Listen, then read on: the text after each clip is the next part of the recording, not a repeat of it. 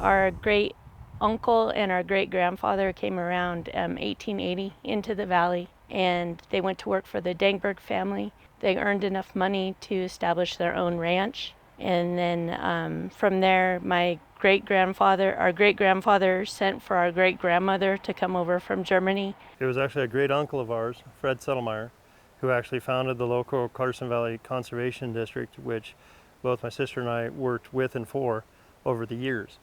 And in that respect, that started in the Dust Bowl era of the 1936 is when it actually started here in Douglas County, the Conservation District. And it was put forth as a way to try to help agriculturalists receive assistance from the federal government in the form of information, knowledge, and different practices and concepts that are out there.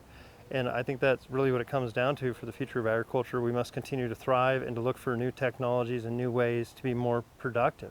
We greatly appreciate the opportunity to receive this award for preservation, culture, and history. Settelmeyer Ranches, as my sister indicated, have been around since about 1880.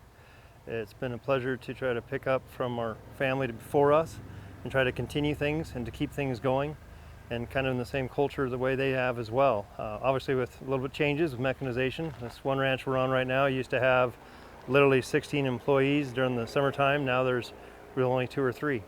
The barn behind us used to actually be in the middle of Highway 395 where it is now, but they chose not to destroy it, not to tear it down, not to burn it, but to lift it up, put it on logs, and roll it over to this location and keep it alive. And we're doing much the same type of things, trying to figure out ways to keep the ranch going, trying to be innovative, whether it be earning a couple dollars from a gravel pit or anything that's necessary to keep it continuing on and not having to sell off or necessarily get rid of things. And that includes garlic, custom hauling hay, anything that our family and our daughters and my husband can think of to keep it going. We're doing it. Well, we've seen a big change in the valley with a lot of the people coming in.